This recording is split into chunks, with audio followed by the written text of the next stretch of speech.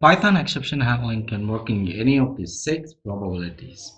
So let's go through one by one. So the first one is the try block. It has no error and it will execute and come out. In the second scenario, consider there is an error. Assume there is an error in the try block. It will execute the try block and it will hit the error and it will come to the except block. In the third case, again assume that there is some error in the try block. We'll execute the try block and it will come to the except section and it will come to the finally section as well. So this finally section is optional. So try and except are not optional. Those are mandatory blocks. Finally and else are optional. So next get into the fourth one. So fourth one has the else block. So here in the fourth one, that assume that there is no error. After executing the try block, it will come to the else block and execute. Let's come to the fifth one. So again, there is no error in the try block.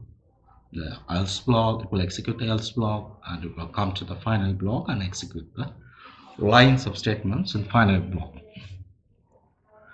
Let's get in the final one. It will try the lines in the try block and finally it will come to the finally block. So these are the 6 probabilities of exception handling flow. So let's get into the code sample now. Here is the code sample we are going to try with. So in this you can see all the 4 blocks of the try, except, else and finally.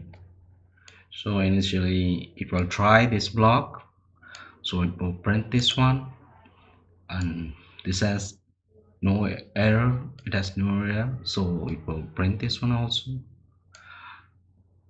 It will not come to here because there is no error in try block. After this it will jump to else part, so it will print this one and finally it will come to the finally part. So I forgot to tell one thing, like finally will be always executed.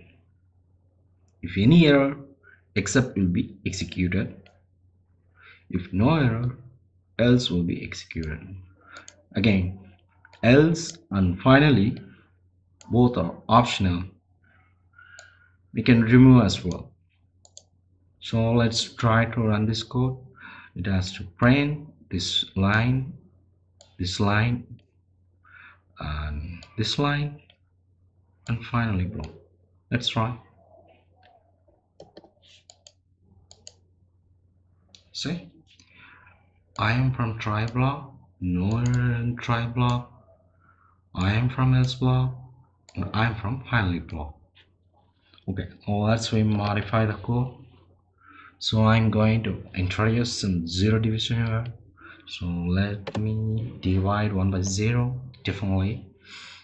So now it will print this one and it won't print this one. It will come to exception block and it will print this one and finally will print this one. It will not execute this else block. So let's try this one.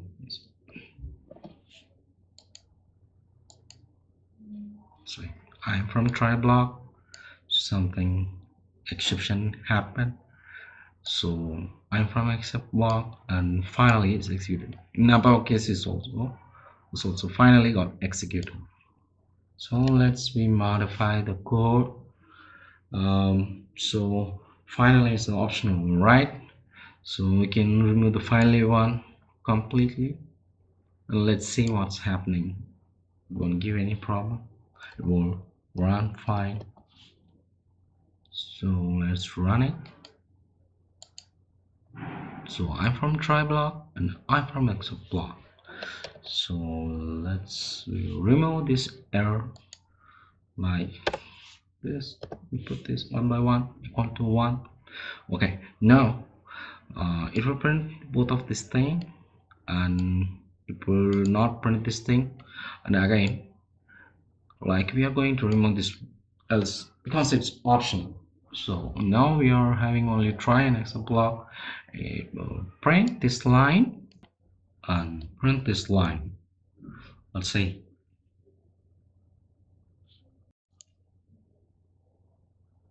Okay, that's it. So coming back to here, so we can handle many exceptions in one single try catch block. So even we can handle exception with named exception. So some zero division error, name error. So we can handle exception with some names. So it's generic. We are catching the things in generic. So let's try with some name error. So exception except.